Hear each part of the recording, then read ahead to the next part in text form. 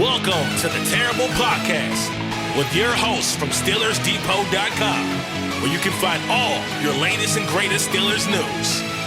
It's Dave Bryan and Alex Kozora, always lit, talking Steelers. And now, here's Dave and Alex.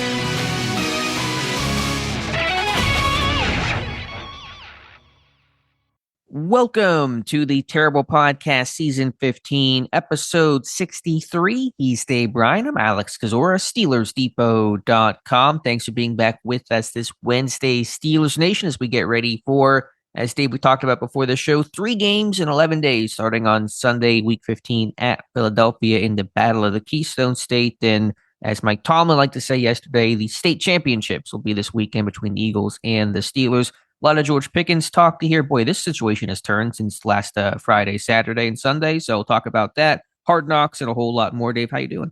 Happy Wednesday. Going to be a fun 11 days, especially from a coverage aspect, to try to turn everything around and get all the tape watching in. And but I guess that's first world problems, is it not? I'd rather have those kind of problems than some of the other problems that people have. But exciting time here, getting ready for this Eagles game. And as you mentioned, coming off of a nice win against the Browns, and then that being part of Hard Knocks and all. So we have quite a bit to talk about today. So we should get after it, I suppose. Yeah, let's do it. And I guess we'll just dive right on into Mike Tomlin and the injury situation, and those things all coincide with George Pickens. And remember when he was going to play against the Browns on Sunday? That was the reporting late Saturday night, even into Sunday morning, an hour before kickoff. Mike Tomlin's telling Tracy Wolfson that he's optimistic that Pickens will play. Now he looks doubtful to play against the Eagles, and we really don't know when he's going to return. So Mike Tomlin offering an update during his Tuesday press conference, giving some clarity on Pickens' situation, saying that the hamstring injury he suffered appears to be late Thursday, woke up feeling sore Friday, was worse than the team and more significant than the team initially thought. And so he gave Pickens an outside chance to play this weekend, but said you could basically call him doubtful right now. And Dave, for me, the concern is, as we just mentioned, this whole 3 games in 11 days, situation. So it's not just about how many weeks he's going to miss, but how many games he'll miss over that time span. And so it sounds like Pickens could really be in jeopardy of missing maybe multiple games.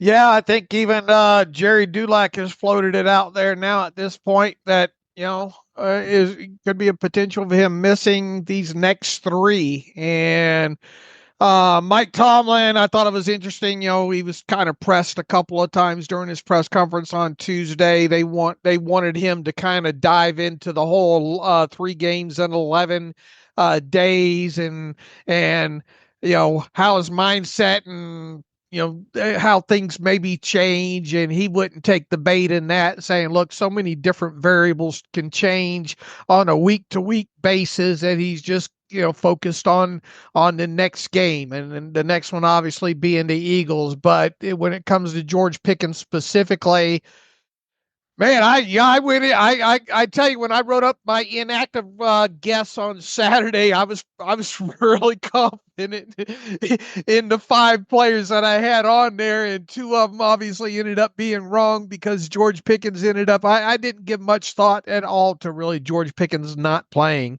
on Sunday against the Browns, and obviously he didn't. And even after that, I was thinking, okay, he missed 1 game, he'll be back for this game against the Eagles. And now it seems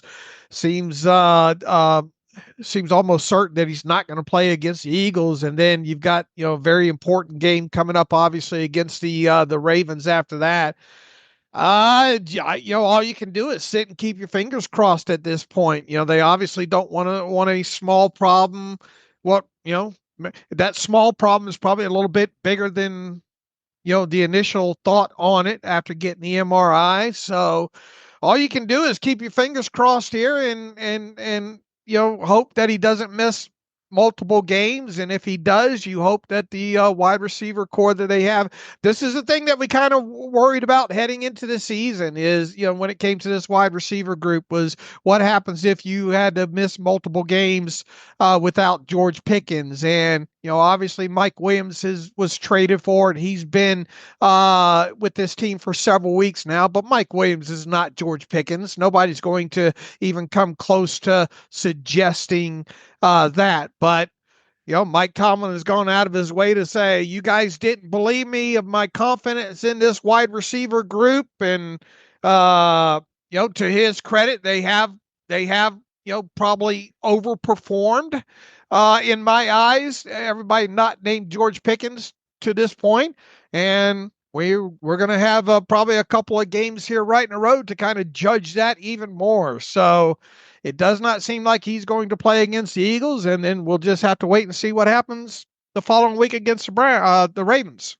Yeah, you got short weeks in that 11-day span. The Saturday game, the 21st against Baltimore, then the Christmas Day, Wednesday game against Kansas City. And so that just makes it tough for that injury to come back from, given that condensed timetable. As you said, Tomlin's confidence will be tested in this one. And I think, frankly, while the players have to make plays, it's going to really rest on Arthur Smith to come up with a great scheme to really scheme guys open more so than just allowing Pickens' top-tier talent to win out the way that it so often does. He schemed Pickens open too, but you really have to make another effort to make your pass game more concepts and more schemes than just let's hope our guys can beat their guys, because you're going to be probably at a disadvantage facing a lot of secondaries in this one. So yeah, just unfortunate. And it's a great point that you made. We discussed it so much early in the season. Who was the one guy you really couldn't miss? It was really George Pickens, because he was so head and shoulders and still is above the rest of the wide receiver room, not just in his talent and the catches he makes, but the way that defenses play you. We've seen in recent weeks defenses play more two high shells to take away the vertical deep ball, which is open up the middle of the field, open up the run game. Now will teams stack the box and play more single high, confident they can match up and man up on the outside without a threat like George Pickens. So there's a real domino effect here, not just in the talent that Pickens can make individually, but how defenses schematically play you and how that can stress Pittsburgh's offense as well.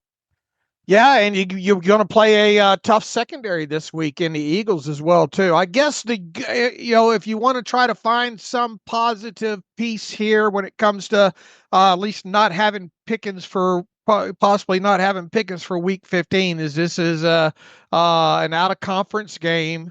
If you're going to pick one of the final four, it's probably this one, right? That you would pick for him to miss. Now, or will he be back for the next one? Yeah, that's the most important. Right. And all we can do is just sit and wait and go from there. But we'll get to see, unfortunately, we'll get to see how they try to scheme it up and with the rest of the receiving group at this point with wide receivers. And, as you stated, Arthur Smith is up for a test, because if I'm defenses right now, and this, especially if I'm the Eagles, I'm like you said, I'm going to try my best to take away the run from the Steelers and make them throw the football as many times as possible, and take my chances of having to cover guys like Mike Williams and Calvin Austin and Van Jefferson and Ben Skoranek and who else? Scotty Miller, and I know a lot of people are throwing stuff out there right now about, well, this is a perfect time to get Roman Wilson back, and there's a couple of wide receivers getting waived right now by other teams. Remember, folks, even if you opened up the window on Roman Wilson today, the odds it's so tough to get him back into being a rookie and getting him back on board of things by this weekend. So to opening the window on Roman Wilson today, if they even did that, just from a prep standpoint and inexperienced standpoint, it would be tough to have him ready to go, probably the level that you'd want him to go by Sunday against the Eagles. And then, unfortunately, after that, you've got the whole 3 games in 11 days, and it's hard to change things up and get new people implemented in such a schedule. Now, obviously, if multiple injuries dictated such, you'd have to do it. But, people trying to, and I realize why they're doing it. A lot of look, we all want to see Roman Wilson at least try to get some time on the field this season. And, every wide receiver that hits the hits the waiver wire right now. Everybody's clamoring for to get, but I just think the circumstances and the schedule and everything, I would be surprised if any of that happens, quite honestly. Yeah, Roman Wilson, all due respect, is the furthest name from my mind right now. There's an opportunity, sure, in theory, but it's about Wilson himself and his own preparedness and readiness. And frankly, if you open up his window, you would have to take probably all 21 days for him to get back into football shape and up to speed. And for a rookie to miss all this kind of time, he's behind all these veterans who've been practicing and game planning and on the field. If you are going to look at alternative receivers, we're talking Brandon Johnson on the practice squad. Like those are the guys you'd look at before Roman Wilson. So I understand the thought. Like you said, you'd love for him to get on the field and make plays and have something to salvage from this disappointing rookie season marred by injury. It just seems unlikely to occur. So I'm not even thinking about Roman Wilson as a possibility or option. Maybe they would open his window late in the year, but even then I think they probably will want to save one of those designated to return type of spots. So yeah, it's going to really be about the guys who have been playing, who have been dressing, who have been on the field and making plays, and not a guy like Roman Olsen. Well, we'll find out here pretty soon whether or not I'm not. Are you expecting anybody's window open today? I'm not. To open the window today, I mean, I don't know the status of CJ Henderson, but short answer, no. I don't expect anyone to be open. Mike Tomlin didn't mention anyone. Well, obviously, Montravius Adams will continue to practice, and we'll see by Sunday or by Saturday, I should say, that if he gets elevated and taken off of IR and put on the 53, but that's the only IR guy I'm kind of focused on right now.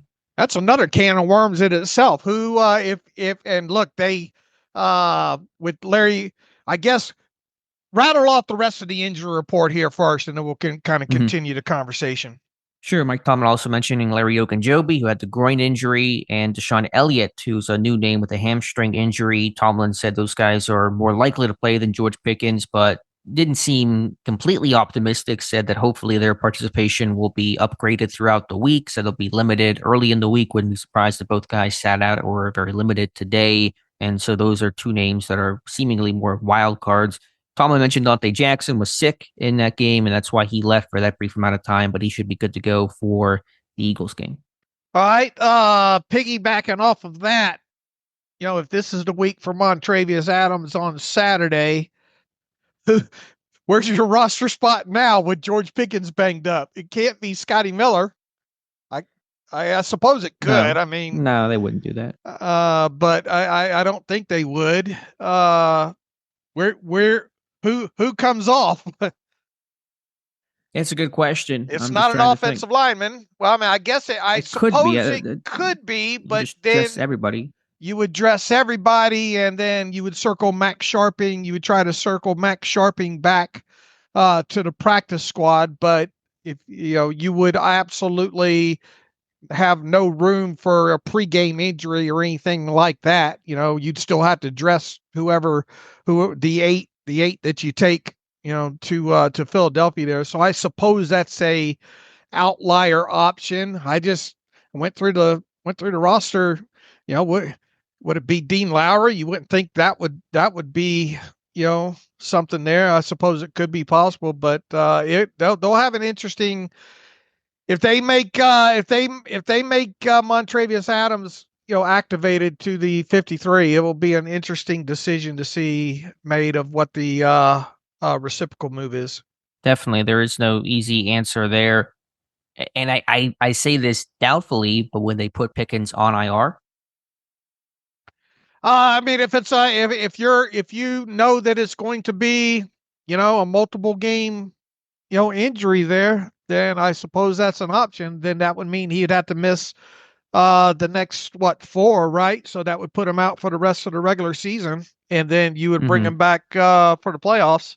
Right. So again, I doubt that. I'm just trying to float any scenario given this injury is more significant. And if we're talking Dulac mentioning he may miss the next 3, you get that point. I don't think that'll be the case. I think they want to wait and see and not have that finality, just coming into this weekend, but just kind of spitballing ideas. Point is, as you're indicating, no real clear corresponding move the way that when Jonathan Ward was on the roster, okay, he was the obvious guy who's going to get the HEFO. The only upside I see to the Pickens injury situation is it can hopefully finally stop all the tinfoil hat conspiracy theories about, oh, Pickens was benched for this game because he, had the penalties and talked some smack and all that kind of stuff. And Tomlin's fed up. Obviously, no longer the case if he's missing, potentially multiple games. Oh yeah, he's hurt. Yeah, without a doubt. And legitimate injury. Yeah, legitimate injury there. So unfortunate.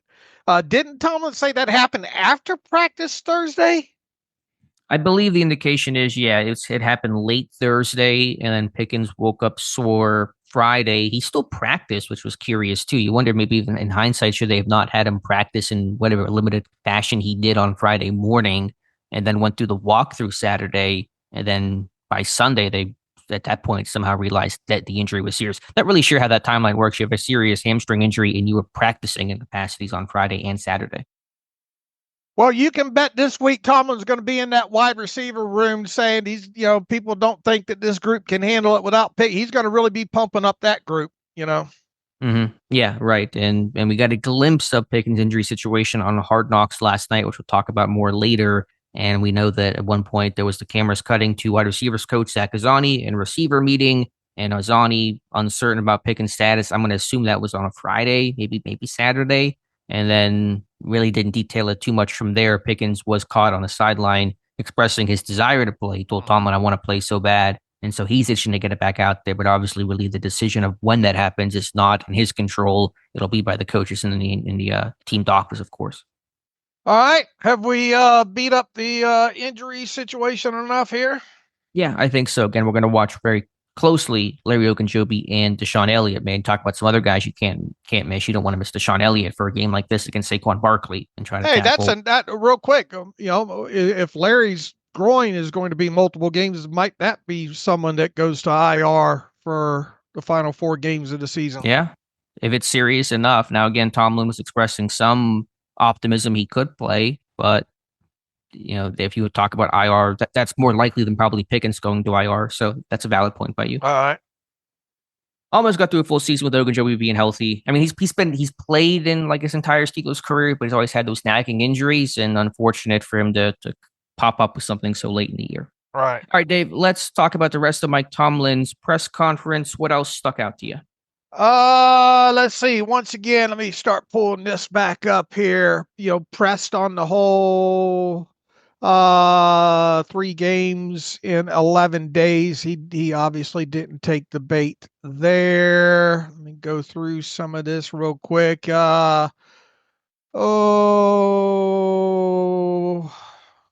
me out here while I pull this up. Obviously, super impressed with Saquon Barkley. So and he told the story about the last time they faced him, and Daniel Jones, I think was a rookie that year, and how they were able to focus a little bit more on Saquon Barkley. They're not obviously gonna different set of circumstances this week with all the offensive components that they have, pieces there, talented wide receivers, talented quarterback, and obviously talented running game in Saquon. And we got a Mr. Barkley, I think, out of him at one point there. And without a doubt, this will be a test when it comes to shutting down this Eagles running game. I think they lead the league, or close to lead the league, in runs of 10 yards or more. Barkley obviously is a home run hitter, much in the same capacity that Derrick Henry is. So Barkley definitely has their attention this week. So he made that very, very clear.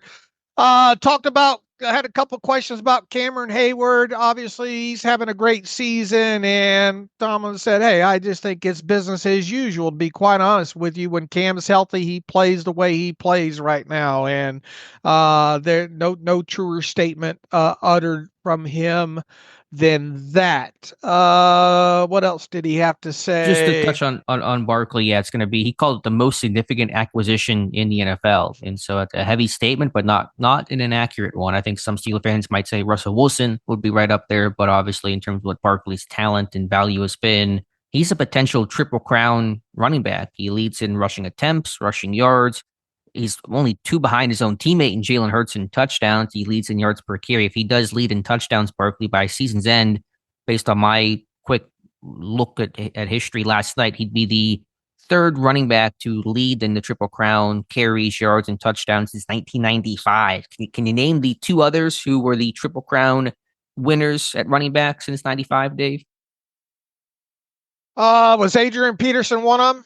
I thought he would be. To my knowledge, he is not. I think he led in carries and yards the one year, but not touchdowns. Terrell Davis won? No, it wasn't TD. There was one that was pretty recent, and then one in the mid 90s. I'm drawing a blank. All right, Derrick Henry in 2020, and the guy that ran you over in high school, Emmitt Smith, in 1995. So Barkley could join the exclusive club. Yeah, Eagles lead in carries in runs of 10 plus yards. They're second in runs of 20 plus yards, only behind Baltimore, and they are first in runs of 40 plus yards. And Barkley leads the NFL in runs of 10 plus yards. So big play, Eagles run game. We'll talk about that a lot on Friday. But I'm sorry, you were talking about, I think, Cam Hayward. Was there anything else you were making a point of? You talk about James Pierre. Obviously, James Pierre had a late interception in that game against the Browns. He says just works extremely hard, practices hard. Just, very excited when a guy like that gets an opportunity. There was a nice moment that Hard Knocks ended up showing last night, about kind of football justice there, and him telling him he had a good week of practice and all like that. So that certainly lines up. Talked about Mike Williams, and he said, hey, keep watching. Very much in development. Again, as I mentioned, seen some quality playmaking in practice, and thought last weekend was a significant step in seeing some more, and let's hope that continues, he says. And I agree. Let's hope that it continues, especially starting on Sunday against the Eagles there. Great Landon Roberts kind of throwback. Landon Roberts obviously coming off of a very impressive game against the Browns.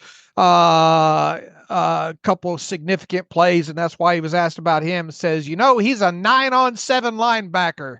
And then, he told the story, which I know you and I have hit on several times, dating back to the pro day, when Kevin Colbert and Mike Tomlin went to that Houston pro day. I think they went there to see, wasn't it William Jackson the third and Landon Roberts back then, and told the story about, and Tomlin's told it before, and Kevin Colbert, I think, told it before, about spending all that time with Roberts and his family at the pro day and how impressed they were. And when they ultimately were able to circle back to him a couple, off seasons ago, it was an easy connect the dot situation there.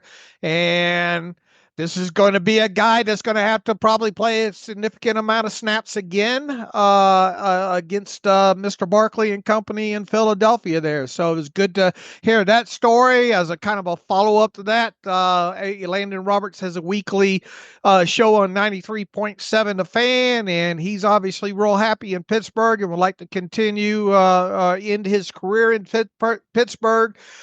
He said that on his show, and he's in the last year of his contract. They have got, assuming he stays healthy the rest of the way, they have got to figure out a way. And look, he is a downhill guy at this point in his career, although he still moves pretty good out in space. I think he's had a couple of decent coverage snaps and all, but even on the All-22, the things, the intangibles, the way he's looks like he's got, able to get people lined up, and the quarterbacking that he does on that side of football. They've got to find a way to get a Landon Roberts back on this team next year. So that's definitely, they got a lot of guys on defense with contracts coming up that and how many times have we been in this situation where you look at the list of unrestricted players set to be unrestricted late in the season,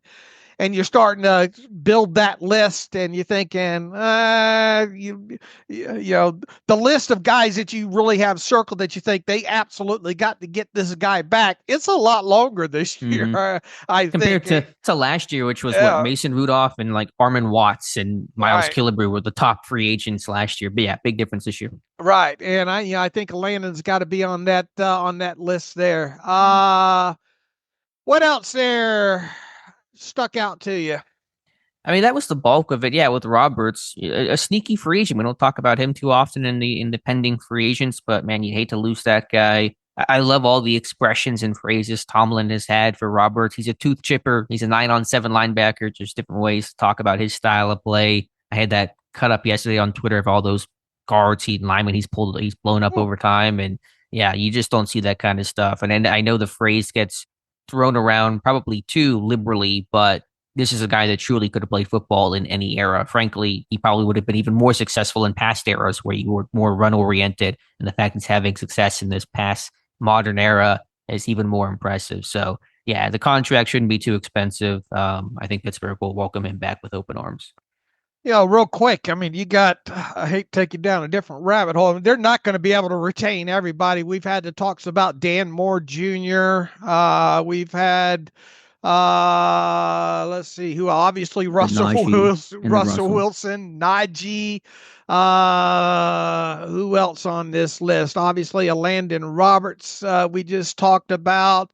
Got Loudermilk, got a decision on Ogunjobi. It's not a free agent, right? But a roster bonus situation there. Cole Holcomb, a roster bonus or option, whatever it is, on him. Obviously, the injury impacting things. So those are notable names to talk about. James Daniels, they'll let walk. Dante Jackson's a guy you got to have a conversation about bringing back at this point for sure. And a lot of these other ones obviously could be veteran benefit type contracts if you wanted to go the route. But I mean, the list is Justin Fields, obviously an unrestricted free agent as well. So the list is a little bit longer this year about over minimum salary guys that you probably want to make a concerted effort to get back on your roster as quick as possible during the offseason. Definitely. So we'll definitely talk about Ben Skoranek. We talked about him several times since he's been added. Yeah, even James Pierre is a special teamer. So another name to consider there. DeMonte Casey. I don't think Casey will return, but that's another free agent to be. Going back to Tomlin's press conference, one thing, and he said it so often, and I get it, and part of me gets it, and part of me hates it, is when Tomlin always talks about we're not defined by slow starts and not scoring on first possessions and first quarters, which I understand because it's been proven true. Pittsburgh's a habitually slow starting team, and every time they start slow, I always get this sinking feeling in the pit of my stomach. Oh, they're going to lose this game. They had a bad start or a slow start, and they always find a way to rally. And they've done a great job in the second half this year overall.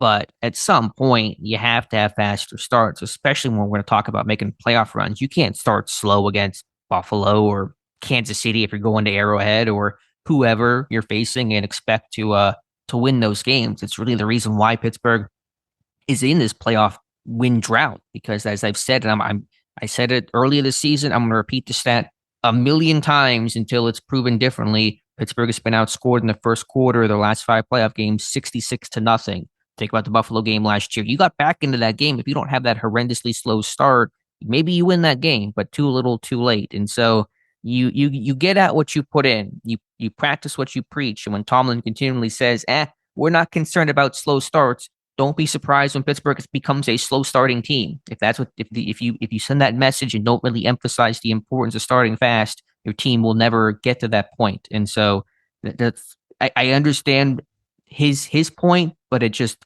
irks me every time he says it. Yeah, and then on the flip side, he says we got to warm up to it faster.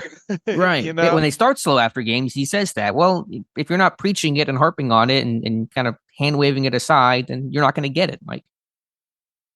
The burner account that you have, or the burner accounts that you have, you're that fire Tomlin, fire Arthur Smith in the first quarter, aren't you?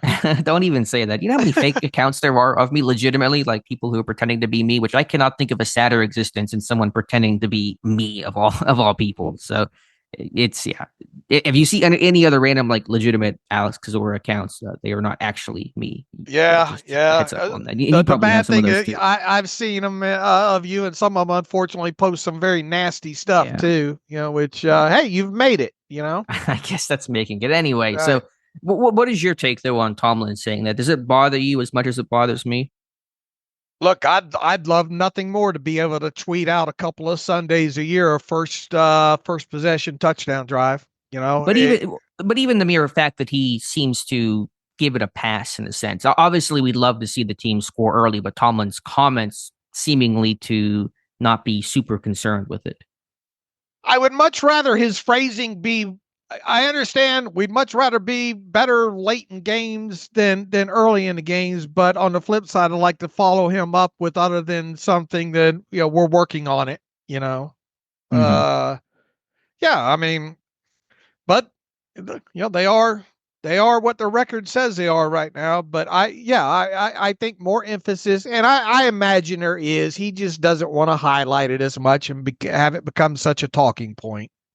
Yeah, obviously they're practicing and they're working on it. I don't want to pretend like nobody in that building cares. I'm sure Arthur Smith and players care. We want to score early. We always want to score in every opportunity possible, but just the language of it, I think, kind of sets the tone for this thing to not be taken maybe as seriously as it should. And it's no wonder that Pittsburgh has been a continually slow starting team. Not a new problem for the Steelers team. It has been the case for, I'm not sure the last time they were a good fast start team. It may have been 2018, 2017. So it's been a long time.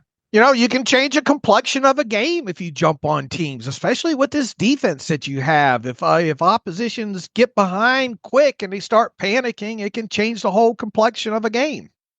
Yeah, right. Exactly. And again, if you want to be a playoff team, you need to get off to a hot start. You can't be trailing 14-0 and be on the ropes the entire game and dig your way out. So that's my bigger concern, less about the regular season. I think Pittsburgh has proven they can get to the playoffs even with their slow starting type of team and with the good defense they have to keep scores down. But when you get to the postseason, you don't want to be playing from behind from the jump.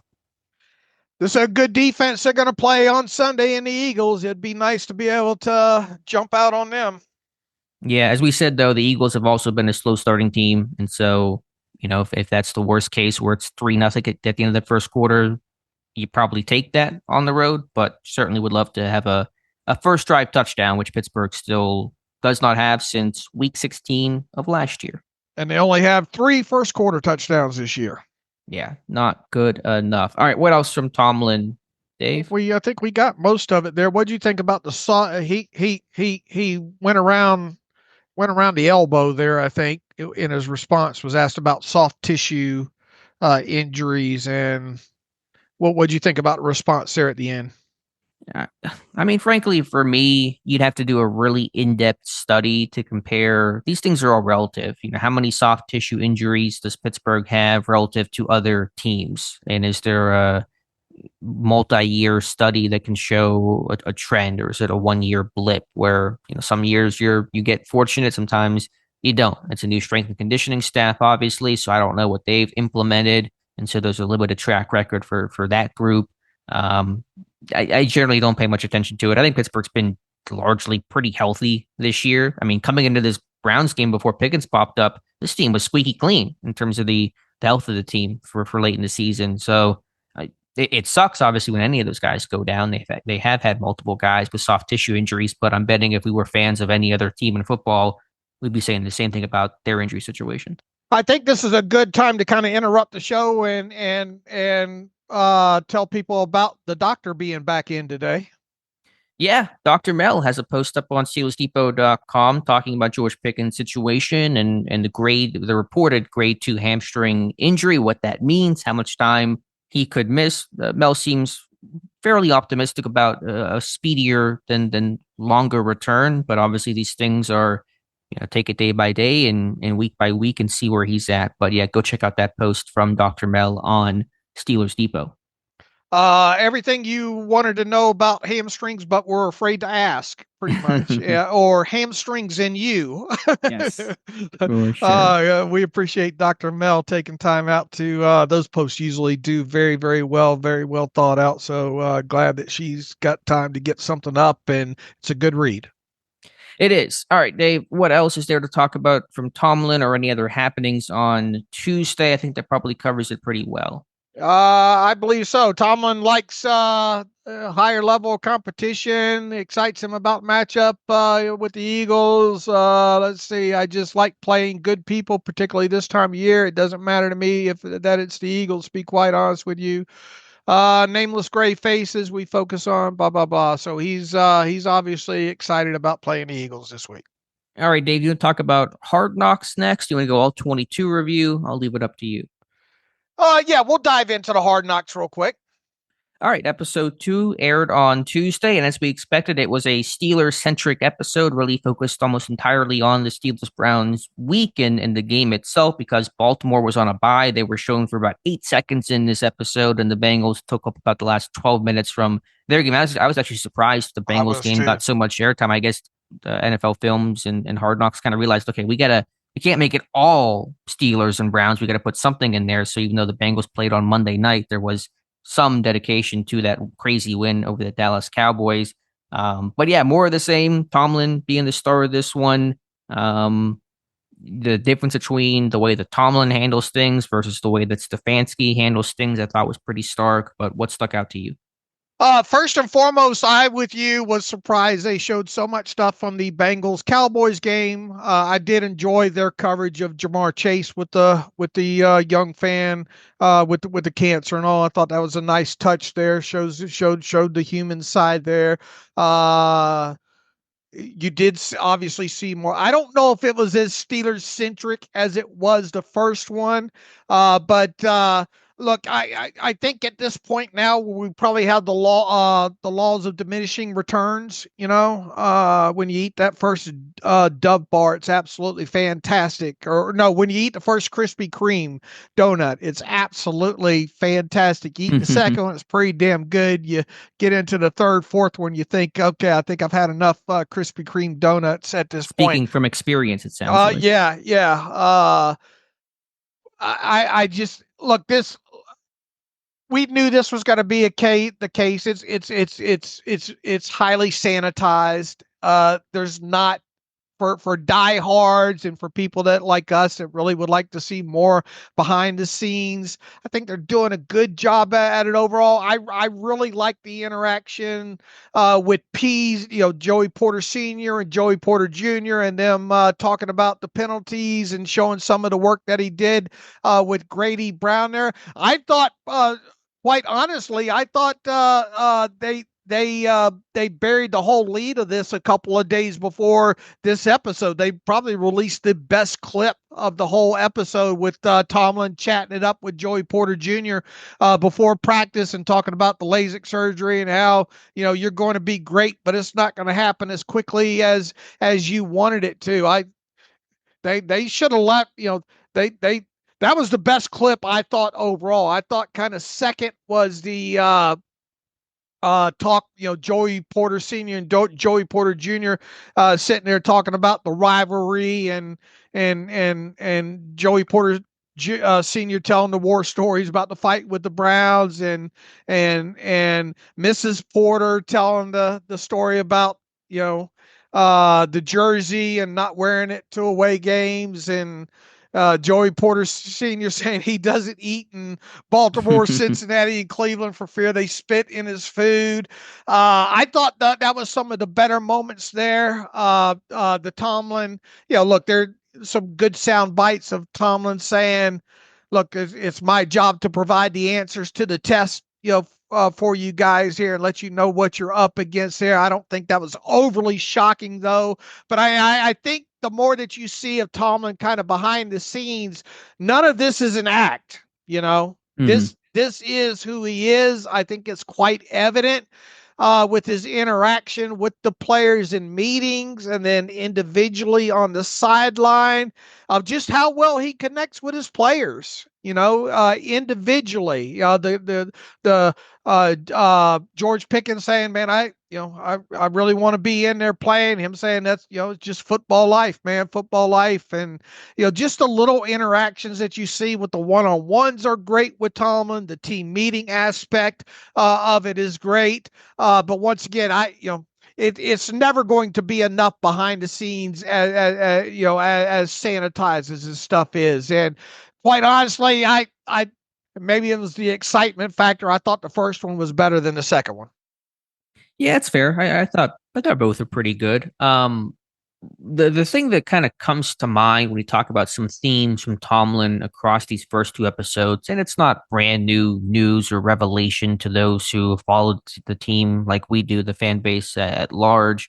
But the way that Tomlin, and this is going to sound like an old cheesy 1980s term, but empowers, the way that he empowers his players. You hear him in the first episode walking off the field at halftime against Cincinnati, talking to Cam Hayward, saying, hey, get your guys right here at halftime. Let's tighten up on run defense. Let's not allow Burrow to extend the plays. He was talk about one of the opening shots in yesterday's episode when he's in that early week meeting with the quarterbacks and Najee and Pat Frymuth. He's talking about, ball security, which is such a standard, even kind of bland, obvious point. But the point he was making was convey this message to the rest of your group about the importance of ball security, knowing that Cleveland's going to focus on it even more coming off that multi-turnover game against Denver on Monday night. And so that was the message, not just about take care of the football, but how are you going to, send that message to the rest of your guys. And so that is a player-led standpoint of the players are going to lead, the players are going to impart the wisdom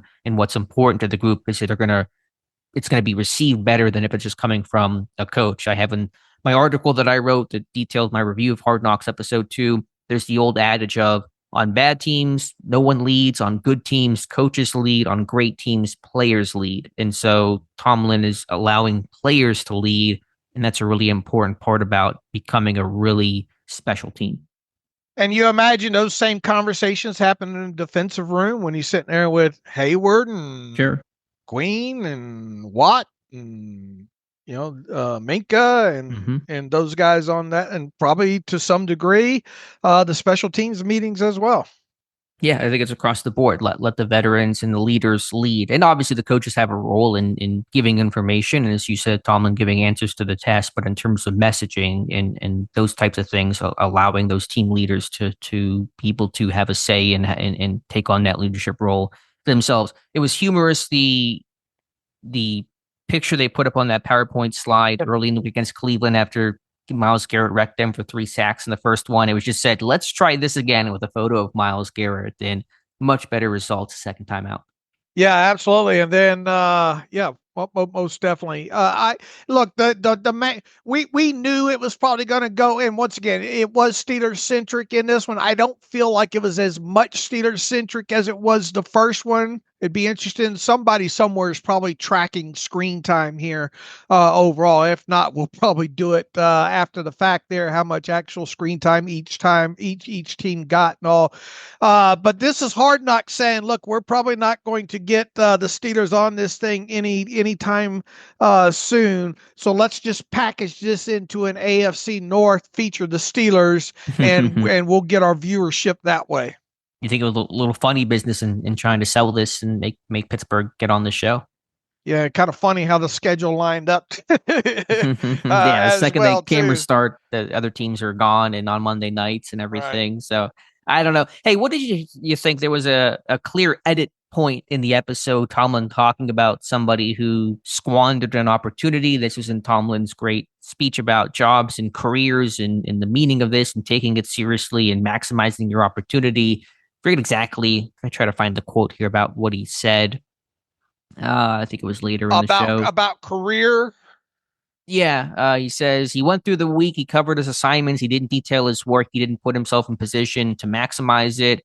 Says you don't get do-overs, that kind of stuff. He was referencing somebody. They clearly were cutting out who he was referencing. And that was, I'm sure the team would never have allowed that to be known publicly, the name. Who do you think that was? Do you think it was a former Steeler? Do you think it was someone in Tomlin's past before Pittsburgh? Do you think it was something else? There was some name there that I would love to know who he was talking about. This is very, that's a slippery slope you're putting us on there because you don't have to guess. If you don't want to guess, you don't have to guess. I can guess and I did not do this before you forced me down this rabbit hole. I'm not forcing you down the rabbit hole. And okay. You're just asking me that if he was referencing a player, who that player, past or present, might possibly be. Yeah, I just wondering. I mean, obviously he was saying somebody's name and they cut it off, and so I mean, I'm asking partly rhetorically, but also I'm just curious. I'd love to know who it was. All right, I'll take a shot at it. You ready? Yep, I'm ready. Terrell Edmunds. I don't know. I think Edmunds worked. I just think probably shouldn't have been a first round pick or wasn't a first round talent. I was thinking like a Martavis Bryant kind of thing, but just a guy that had great talent. I was thinking more recent, because of, Yeah. I mean, because the way he kind of says it makes it feel like it's fresh on his mind. Yeah. And possibly. Once again, if people are listening, we're not saying that that's the way he's going here. But if you were to phrase this as in this way and ask the question that Alex asked, that would be my answer. All right, fair enough. Would love to know. Obviously, who would you choose? You have Martavis Bryant or someone way back? Somebody like that, maybe even probably somebody even more obscure. But Bryant was kind of the first name that sort of came to mind. Somebody that had a great opportunity, and I don't know if work ethic was necessarily his concern. Obviously, it was just weed and getting suspended and all that kind of stuff back at the time when the NFL was, super cracking down on those types of things and weren't as giving it a pass the way that they do today. And I think they've even continued to relax some of those drug policies. But yeah, somebody like that, it may have been, who knows? It probably was somebody even more obscure. It might have been somebody from Tomlin's college days or Tampa days. I mean, it may not even been a Pittsburgh Steeler, but obviously there was a reference to an individual there. It felt like, and obviously that did not make the cutting room floor. Okay. Anything else there from Hard Knocks? Anything? Any softer stuff there? We had a Roman Wilson sighting. Yeah, he's in the meetings, and so there was some stuff from Zach Kozora. He got some screenshots in there. He loves that RDA message. All he does is talk about RDA. It's been part of his coaching mantra for decades, and it means ruthless, decisive, aggressive. And we saw his goal board too. There was a thing on there. It says, as a unit, lead the NFL in SDP. I do not know. I'd love to know what SDP means. Any guesses what that could mean? I don't know. Well, Azani's on Twitter. You ought to tweet him. I don't think he'll answer. I don't think he'll tell me what his acronyms are. Or Dr. Mello's done a great job, I think, cracking the Azani code. Thought maybe scoring drives, possession per possession, maybe something like that. I don't know, but those were his goals. All right. All right, David. You love going through that stuff like you do pro day tape, don't you? I do. And shout out to our Joe Clark, who had a great eagle eye on Myles Garrett during a Browns team meeting when Kevin Stefanski's urging the team to find motivation and stay locked in. And Garrett's on his iPad and he's got iMessage pulled up. So Garrett was locked in this episode. Also very sick. They tried to really play up the Garrett was sick angle in this one. All right. And also there was some weird edits. Like the way they edited this thing, they were showing like Myles Garrett's sack came earlier in the game than it did. Like right. They're trying to really play up this angle of like Garrett brought the team back into the game. Garrett's sack came on Wilson's last drop back with the game essentially over, and then the muff punt by a now released Kadarius Toney. So there was some creative liberties taken in the editing process to try to really ham up this game. All right, I agree. All right, Dave, let's go to the All-22 of the Steelers and Browns game. We'll start with the Pittsburgh Steelers offense after really doing a thorough deep dive and combing through the tape, Dave. What stuck out to you? I think a lot of the things, once again, that we talked about the other day, the emphasis on, a lot of times trying to get the football out of Russell Wilson's hand quicker in this, and next gen stats, as we mentioned the other day, verified that. I thought it was interesting to hear Pat Freiermuth come out and what did he say about that seam route and all? And Russell Wilson hit on that a little bit after the game about putting that in. Yeah, apparently Freiermuth says he had never really run that route in practice before. He says, quote, this is to a DVE yesterday. The funny part is all week we repped it as me running a little stick route. So obviously not up the seam, just a little stick. On film, our scout team, they played it a little different, a little weird. And he says the seam was open. He put that in and Friday after practice, he says they decided to change the route for Freiermuth on that one. Didn't actually rep it, but in game it worked. And that was a great just read and throw and execution all around from Russell Wilson. I think in trying to get a better hand on how the offensive line played, I talked about Mason McCormick the other day. I still went through and looked at, he gave up a couple of pressures. I thought even on what was it, the big play to Freiermuth, touchdown to Freiermuth, touchdown, to Freiermuth there. I thought his run blocking was still pretty good overall. What did you think about Frazier? I think had a good game. I think for the most part, the offensive line played well. I don't think McCormick played as bad as maybe the score on PFF had him. Yeah, I didn't get that impression either. There were some blips in pass pro, including that touchdown to Frymouth where Wilson had to slide to his right. Another great element of that play for Russ to do all those things consecutively of look left, come back right, slide your feet to avoid the pressure, and then make a laser throw down the seam on the money for a touchdown. Fantastic rep overall. But yeah, I didn't. And what is Scotty Miller to the left on that? Yeah, Scotty Miller. Yeah, was to the left. Yep. That was the first street, and then he came off of that, and then found Frymouth. So I probably didn't look at it as specifically for McCormick as maybe you did. But I didn't see I didn't come away thinking, oh my God, McCormick was terrible in this game. All right. The second and long runs I could do without.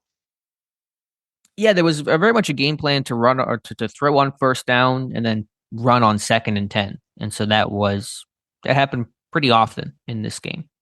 Trying to think what else. A lot of crunch in the run game. I think there was one play where he got blown up once because Darnell Washington didn't know the assignment. He's had some assignment issues this year. That is maybe one knock on an overall good sophomore season for him, but to hit that big, I misspoke. It wasn't the literal first run against the Browns. It was the first run on the second possession. They hit crunch for. I forget how. I think it was the longest run. Yeah, that 20-yarder was that insert with Van Jefferson. Yeah, that's crunch. That's that double wham block. Yeah, it was Jefferson inserts, but that's that quick hitting double wham play there that Pittsburgh has run for a couple of years. They've always been just a little off on getting it done perfectly. They had one good run against the Colts earlier this year for 12 yards on Patterson. With it, this was a really good example of it. It was not executed as well though when they tried it the rest of the game. The intentional grounding, I still don't understand. He was trying to get that ball, out of danger and out of bounds, obviously, but there was a close enough proximity there that I was going back and looking at that. I don't think that should have been ruled intentional grounding there. What else stuck out to me? There was the one RPO quick to Scotty Miller over to the left side that if you had somebody with juke and skills, that one probably goes longer than it should. I thought there was a couple opportunities. One of the deep balls down the side to Mike Williams, had that been put on target, that probably ends up in a big play. Kind of similar to the one, I think, when Russell rolled out and checked it down up underneath instead of going to Frymouth over the top. Now, a couple of Bengals did run with Williams on this one particularly, but Williams was still over the top there. And if Russell Wilson was able to set and get a little bit better throw off there, I think he probably could have connected on that. Once again, I think we go back to the kind of hidden play, if you will, that third down conversion to Pat Farmer. I think you've detailed that as well too in the film room, didn't you? The scramble drill one, that one he threw for 21 yards. I put it in a post today on Russell Wilson. Yeah, great play. It actually looked almost identical to the Bengals touchdown the week before. I mean, I put those things on top of each other, and they were almost the same exact mechanism. Maybe not saying the same play call, but Russell climbing, sliding to his right, pressure, falling down on his throw, Frymouth coming back, kind of drifting a little bit to the middle and making a great catch. Jaylen Warren, a couple of good reps there right when they needed him. He got hot at the right time. Probably could do with a little less Cordell Patterson being mixed into the run game at this point. Yeah, they tried this pony grouping with Warren and Patterson, and Patterson or Warren will orbit around, and they've just not been successful. They tried to throw an RPO, I think, to Patterson on the one, and it didn't go anywhere. Then they ran it to him in the fourth quarter, and he fumbled trying to cut back. It was a good play by the defender. I don't know if Patterson was – I didn't see like bad ball security from Patterson, but a fumble is a fumble, and it was costly there, clearly. So I prefer they scrap that pony group with Patterson and Warren and really just lean on Najee and Warren now that Warren is healthy. All right, what else stuck out on offense? I got a lot more notes on defense, really, but yeah, me as well. But some of the little things that Wilson did was impressive. I know the top line box score won't be super impressive to throw for a $158, and the 2 touchdowns are obviously nice and both were really good plays. But on both those scores, I thought the little things he did, sliding to avoid pressure and still keeping a good base on the touchdown to Pat, even the good play fake on the touchdown to Van Jefferson, it was granted wide open, but Myles Garrett's unblocked on that play, and I'm always scared when Garrett's the unblocked read guy, and that fake was good enough to get Garrett to crash down, and that allowed Wilson to get the edge, and Jefferson kind of converted his route, bounce off space. And how about those guys connecting on kind of an on the fly moment? Wasn't it that Giants game where those two were off were not on the same page on Right. red He zone thought touchdown? he was going to break one way and he broke the other way, and that would have been a touchdown in that game as well. So it is good to see them kind of and for Jefferson to drift back more into the open space there and not break the other way. So that was good to see. Yeah, just those guys being on the same page on kind of a conversion, find the soft spot in the zone, in the red zone, to kind of see that chemistry grow was nice. Jefferson in the run game, I know as a receiver he's been limited, but Good he does some blocker. dirty work in the run game. We mentioned his crackback on that final third down run by Najee Harris, the crunch insert blocks that you mentioned as well. Skoranek got involved as the wing. He continues to be used there. But yeah, Wilson, the little things, hard count on the first play of the game to get the Browns to jump for 5 free yards, and Pittsburgh annoyingly couldn't do anything with that, but maybe that slows down the Browns' rush the rest of the game because they're worried about, we don't want to jump again. We just jumped once. I can't keep getting penalties. And so that maybe has a little mind game influence on the Browns' rush early. All right. All right, Dave, let's go to defense in this one. You guys said you got a bunch of notes there. Take it away. First and foremost, a good game by obviously, I thought really all the inside linebackers. Landon Roberts very stuck out quite a bit with his ability to read and react and get downhill, blowing up. He loves blowing up those pullers. Did a great job in that. That 4th down stop was great read and cut through. Guy really goes point A to point B, C to do. Vince Williams-esque, if you will, type of player there. Patrick Queen really looked healthy, and I think there was a couple times. I think there was one thing that I noted the other day. It looked like he missed like 2 tackles on one play, but everything else that he did in the game I thought was very, very respectable. I had pointed out by going back through the tape again this morning on that one. Look, they didn't they the a lot of the, and we said this the other day, the couple of the plays that Jameis Winston made was once again him escaping, and Mike Tomlin I think even referenced this during Hard Knocks Day, not about him escaping and all like that. That's something that we had obviously highlighted before the first Steelers Browns meeting there. But a couple of times, one of those times I think Alex Highsmith is rushing inside with the spin. I think a couple of times Alex Highsmith going inside, they didn't really have any type of scrape or replace, I don't think, in those, and allowed Winston outside of the pocket. But on one of those that Winston ran for, Patrick Queen comes screaming straight line across the field there.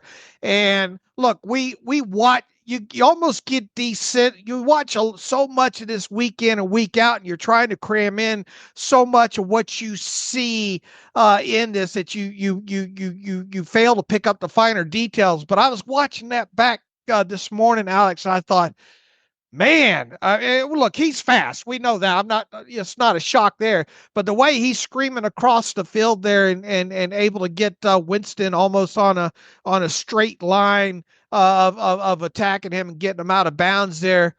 I clipped that clip real quick and I sent it to Seth Walder on Twitter on a cut up of that, and I asked him, I got to know what Patrick Queen's speed was on this play. And Seth, sometimes it's hit or miss whether or not Seth will respond back to you, but he says it was 19 point something miles per hour, and that was his fastest speed of the year, right? I'll double check what he said. Yeah, I always appreciate Seth. He does a great job for ESPN. He says, yeah, that was Queen's fastest top speed this year, 19.6 miles per hour. All right, so it gives you a couple of shine your knuckles type of moment there. Just hey, I was able to pick that out, and you got some confirmation there. I like that. There was another play as well too. I thought overall Peyton Wilson. I'd like to see Peyton Wilson, and he had this problem I think in college as well too. I think we talked about this. He likes to tackle high, and like he's a tall guy, you know. Mm-hmm. He has a tendency to try to tackle guys up high. And I think he misses a couple of he doesn't get them to the player ends up getting extra yards. I think that happened a couple of times in this. But one thing in particular that caught my eye on one of these plays was he was mugging the line, and then at the snap he has to get to scrape outside, and just how quickly he's able to do that. He ended up forcing a run inside. He actually had a tackle opportunity on this one, and I think he went low. He didn't get the tackle on this, but I think that stuck out. But one of my main takeaways, I think overall defensively here, was the play of the inside linebackers and Deshaun Elliott, man. Just his overall play in this game. He did give up the touchdown to Njoku in here, and I think they tried to run the same thing that Elliott had to pass break up earlier in the game on, and Njoku just it was a great throw, great catch on that. But you take that play out, I thought Deshaun Elliott really, really had a good game. He's had several good games, and what an ad that you could probably make. And there's a lot of great safeties and strong safeties in this league right now, obviously. But I mean, he's quietly having a very, very good season. Deshaun Elliott is. So I think the inside linebacker play stuck out to me. I thought obviously the Alex Highsmith had a good game start to finish. I thought from a pressure standpoint, I thought TJ Watt, even though he didn't get home, I thought he made some impactful pressures in this one overall. I will say this about the defensive line, though. They're going to have to go into the draft early this year, and Loudermilk is what Loudermilk is, and you don't want to get in a situation, and it'd be interesting to see if this has to happen against the Eagles. You just don't want Loudermilk playing a high amount of snaps. Yeah, I mean he is who he is. He's a rotational base end, and that's I think he's elevated his game. I think has a higher floor. I think he's shown more consistency. I think he's shown better pad level and greater run defense with a tiny bit of pass rush juice overall. He's made some strides. He's a little Edmonds-like in that regard, kind of a high floor, low ceiling. You know what you're going to get from him, available, durable, but not, super flashy kind of a guy. But yeah, he's not a starter. He's not going to start next year on a defensive line. He's a true rotational type, and of course a free agent after the season. And hopefully, they get Montravius Adams maybe back this week, and we'll see what happens with Larry Ogunjobi. But I came to the kind of a self-realization today that another defensive lineman should be high priority, higher up in this next coming draft. Especially if Ogunjobi is not brought back, that option, it is an option, or roster bonus. It's due in early March on Ogunjobi. I always forget his situation, but that is going to be the thing on him. It's like a $3 million roster bonus. Let me look real quick. I'll defer to you on some of this $3 million roster bonus in March, and based on what you have right now, I mean, you almost have to pick it up. Is he worth it, taking the depth chart aside? Because sometimes you make the decisions based on who don't we have. Those can be bad decisions if you're focused on what's around the player as opposed to the player himself. Well, here's the thing. You have to look at these players and not what their cap hit is, not what their prorated, amount is. You have to look at what you're paying them on a year-to-year basis. And we'll see how he bounces back from this groin injury and all. He's set to earn $7 million total in 2025. the state of that room right now, I think you got to pick it up. I think you got to go with them. Is that a good way to decide? Do you base it on the room or do you base it on the player? When the Steelers decline, you base it on the pay plus the player. And you're discussing the room. You're discussing based on the room. We got to pick it up because we don't have him. We don't have much of anything, and that I think you got to look at everything as a big picture here. But I think in totality here, with what he's set to earn, with what the player is at this point, I think you have to pick it up.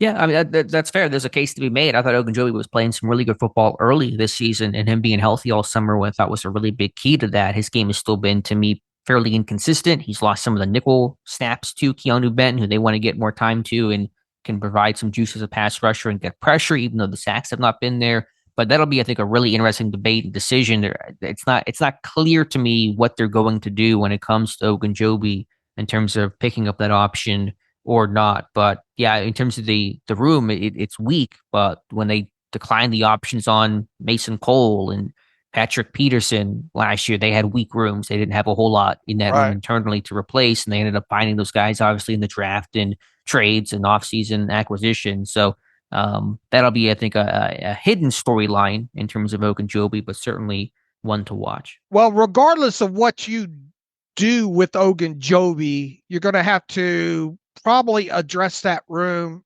with a free agent and a draft pick.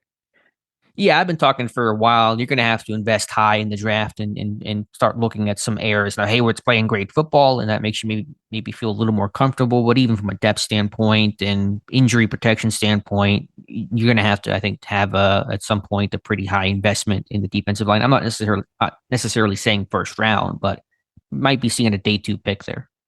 What'd you think about the coverages, the rotations used, and what happened on the Jerry Jeudy touchdown? Yeah, a lot of cover 2 on 3rd and long in this one. That was kind of one of my takeaways. Is Pittsburgh played a lot of cover 2 in those situations, a little less throw the kitchen sink at you against the Browns as it was against the Bengals. Obviously, you're facing some higher level quarterback play in Cincinnati. The touchdown to Jeudy, I'm still mixed on. I'm leaning more towards putting it on Minka than I was to Sean Elliott initially. Although in the way that Hard Knocks captured it, and sometimes, again, I'm a little worried about are they really being truly chronological in editing? After that score, they had a shot to Grady Brown on the bench talking. Saying you got to run with him, yeah. But I was like, I don't think Porter would be in any way responsible for Jeudy on that play. So I don't know if that was just, again, the creative liberty. Porter was on the far side over there, wasn't he? He was the right cornerback up top and Elliott came over and kind of bracketed towards him. But that's the way the Hard Knocks set it up again. They don't always edit things exactly in the way they happen, but that was the implication the show was giving. But I just can't see any way that'd be on Porter. And who was it in the end zone on the All-22 right after that touchdown with his palms up? It was either Elliott or Jackson. I think it was Jackson, and Jackson was on the near side because it's more of a kind of a cover 3 situation, wasn't it? Yeah, that's why I first thought Elliott, because Elliott's the post safety. Minka rotated down into the left inside spot there, and he turns back even and notices Jeudy coming up over the top of him, but he doesn't run with him. Yeah, I think Minka thought Jeudy was going to keep going across the field and not convert that vertically. And so that's where I think Minka sort of lost them. But do you put it on Elliott? Because who is the deep post safety on that play in terms of the actual schematics of the play? It's Elliott. It's Elliott. And Elliott ends up floating to the top and giving Porter help, but Porter really didn't need a ton of help. So is that on Elliott? Is that on Minka? Again, my initial thought watching it Sunday was Elliott. Watching it back, I was leaning more towards Minka. Again, I really can't make good heads and tails of where to put the blame on that one. So I think we can. I probably won't be able to give a good answer. And with Elliott going over to that side, weren't they trying to bracket Njoku there? Like as the schematics of the play or during the plastering? Well, isn't he heading over the top of Njoku on that? he was going to the top of the sideline by Porter. I don't know who was on. I don't know who Porter was covering, but Elliott's like double teaming whenever Brown is up there. Yeah. And obviously, it was an extended play situation with Winston out to the far side.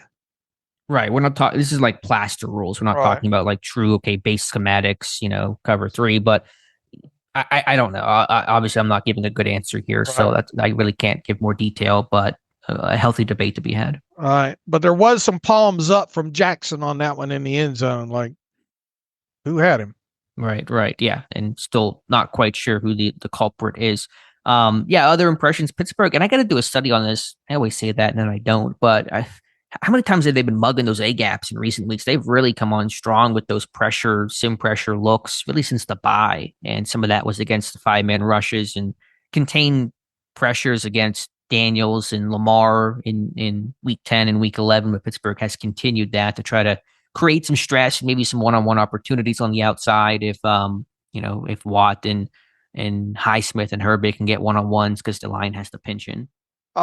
Queen coming quite a bit, and not necessarily in Green Dog. Yeah, some of those have been flat out blitzes. Now they've had some different approaches. They've run some Fire X. They've done some Green Dog. They've done some, and I don't know if this is exactly the call, but there's this rain check that's usually against empty where you put both inside backers in the A gaps, and the guy that rushes is the guy away from the center slide. So if the center slides to you, you pop out. If the center slides away from you, you rush. And that way the center is always wrong. Now that works best against empty, and Pittsburgh has not always been doing that against empty, but it has felt like the same thing where they will put Peyton Wilson and Queen both in the A gap, and the blitzer is the guy opposite the center slide. There was one pass rush situation when they had the 3 outside Bronco package on there with Preston Smith, interior on the line there, and he had a great pass rush to the inside, I think, on that, and he wears number 91. I had a moment of I had a Stephon Tuitt flashback there. Obviously he's not as big, but I thought to myself, what if Preston Smith gained now his lower body? Stephon Tuitt was so thick all the way through, was put together a lot more sturdier, and for Tuitt to have the ability to flip his hips and all the way he did for a guy his size was certainly impressive. I had a moment of what if Preston Smith put on 15 more pounds? Yeah, that's why. But Tuitt's probably lost some weight. He's probably the same weight as Preston Smith is right now, if I had to guess. Hope he's doing well. Yeah, I thought Smith actually quietly had a good game. Yeah, that rush that was over the right guard, I think you're talking about. He had a rush over left tackle later where he swiped the Fetty, knocked his hands down, and got some pressure. He was consistently, winning his one-on-one matchups. He's got really good hand use. He's a veteran. He's crafty.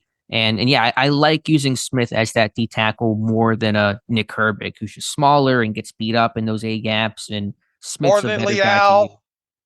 Yeah, Leal is just less refined than more Preston Smith is, but from a body type standpoint, I like using Smith there. And they mix those guys around. Watts, stood up and played over A gap and B gap before, and Herbig, I'm sure will do some of that too. Highsmith will even do some of that, but just ideally, I like using Preston Smith along the interior. And yeah, they use that a ton, partly because Pittsburgh was ahead and the Browns had the pass, but also because Pittsburgh was down to 3 healthy O-line or D linemen to finish out that game. All right. What else defensively stuck out to you? Is a lot of what I'm saying matching up with you, inside linebacker play and all? Yeah. I thought the inside backers were great. I thought Peyton Wilson had a really good effort tackle on the one play. It was kind of a swarm. It wasn't just him, but he showed some effort and some heart, which is no surprise. What else in this one? I thought Porter played pretty well overall. The penalty was dumb, obviously, to start the second half, but that aside, he played clean, and I thought he had a good game. And Judy, after that touchdown, really didn't do much the rest of the game. All right. Trying to think anything else that I have in my notes here. Keanu Benton, really good game from Benton. Obviously the interception was big, but I just thought overall he was pretty impactful. And I had a video breakdown yesterday just talking about how well he's played the screen game this year. Receiver screen game, tight end screen game, running back screen games, and actually close to a pick a couple of times. And so that interception was well-deserved, a long time coming for his work in defending the screen game. All right. You probably put that to bed now. Yeah. All right, Dave. Anything else? If not, we'll get us some reader emails and close out today's show. All right, let's see if I can sort this out real quick. See how many new ones we have in here. Anthony Morgan says this may be too much tinfoil hat, but is there a chance Steelers' first half offense plan is to be basic, so to set up the second half with more complexity? Steelers' second half offense adjustments have been better this year than I have seen. Almost seems like they want the opponent to adjust to their first half basic offense, and then Steelers are dominant in the third and close out in the fourth. This is in line with Tomlin's desire to finish strong and not care so much about the start of the game. Let me know and I'll take my tinfoil hat off. Look, a lot of what you do early in the game is fact-finding missions on the offensive side of football. You want to see what teams answer, to your scripts and all, and obviously you hope to sustain drives. The more that you're able to sustain drives, you're able to see the defense out there respond to different down distance, field position type situations. And predominantly, as Alex hit on, earlier in the show here, with this team being slow starting, you do kind of wonder if they use more of the first half as specifically fact-finding type missions and then adjust to it more in the second half. Yeah, I mean that sums it up well. I don't really have a whole lot more to add, but I just worry about those slow starts in relation to less so the regular season, but the playoffs, where it's do or die, and one slow start can really hurt you against, assuming you're facing a strong team and probably a pretty talented and potent offense. So just worried about that. Hey, one thing that just coming across right now, just posted it on Steelers Depot. Jerry Dulac is saying that Cole Holcomb's recovery has been outstanding. He says, quote, "I wouldn't be surprised if they add him back to the roster soon. At this stage of the season, imagine what fresh legs can do for the depth on the inside," end quote. And so a positive update on Cole Holcomb. We'll see. I'm still skeptical in terms of him coming back and getting conditioning and football shape and all that. And I don't know what his role would be if he did return when you have your top three playing as well as they are healthy, but that is the latest on Cole Holcomb. And look, this plays into, you don't know on a week-to-week basis what the attrition aspect of it is, and all. Where do you get the roster spot? My first rebuttal would be, where would you get the roster spot if there's not an injury involved? But B, if you're getting into the end of the season situation and he's a PUP guy, so that wouldn't count as towards your designated to return. Here's my thought on this. If he's healthy enough to begin practicing, then you open up the window on him. The worst case scenario is that you open up the window on him, you never activate him, and he stays on IR. So if you are convinced that this guy is healthy enough to begin practicing, then you open up his window, because you don't know what the attrition component is. Heck, we saw it last year, right? With the inside line, they couldn't keep guys ready. So maybe that's the way that they're thinking about going. Hey, he's ready to start practicing again. Let's open up the window on him. If we get in a position where we because of injuries we need to activate him, we do so. But if not, then he'll just stay on IR.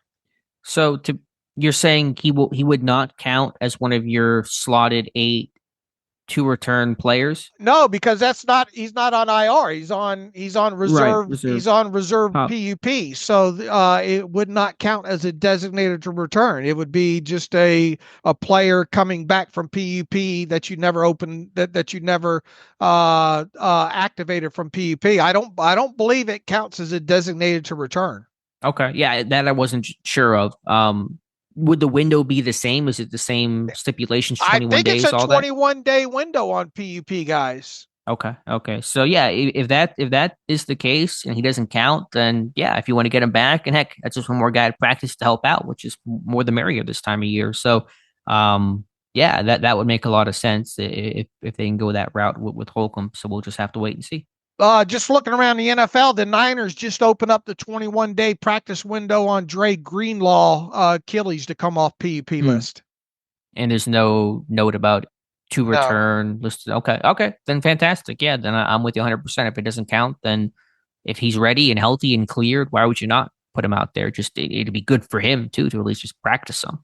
Right, and it gives you another body. I mean, Mhm. it technically elongates your practice squad too, right? Yeah.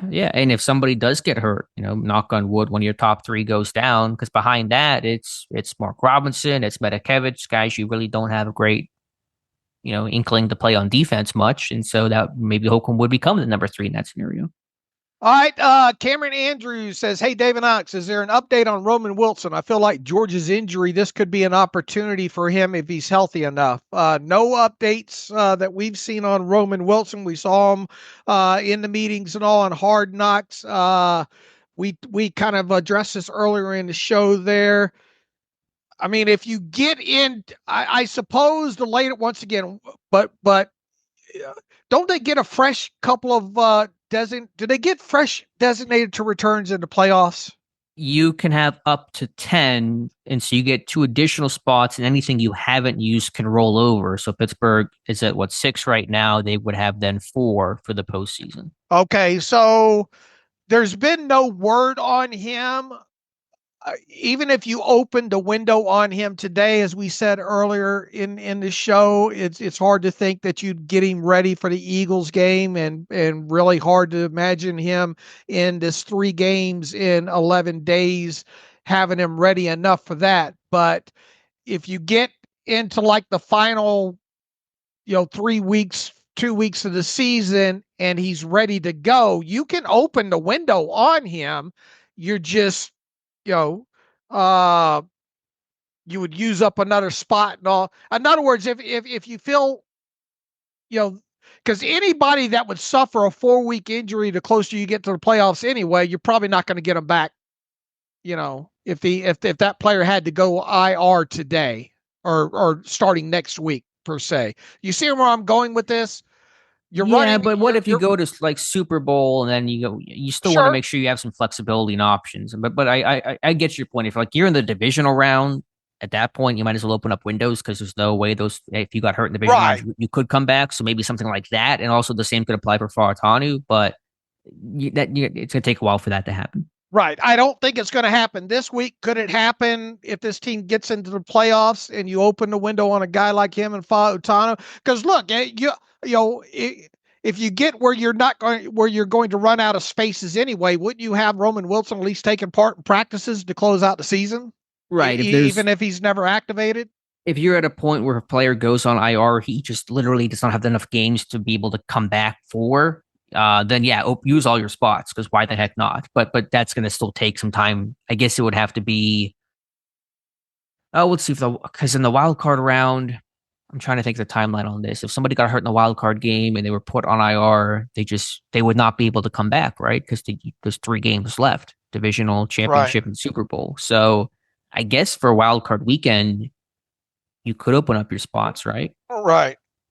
And if somebody obviously got hurt, then you just roster them, keep them on your 53 and active, and then try to bring them back for later in the season. So yeah, I guess by wildcard weekend, you could do it, right? There's no so it's not totally out of the question that we will see Roman Wilson at least have his window open. Now, more to Cameron's point here, an opportunity, especially with George ailing and all like that. I think you'd have to have multiple injuries at the wide receiver position to even, especially it would be probably more in line with the playoffs for Roman Wilson actually to get on the field and start contributing. Yeah, I still don't expect to see Wilson in helmet in a game again. And I guess I should be careful.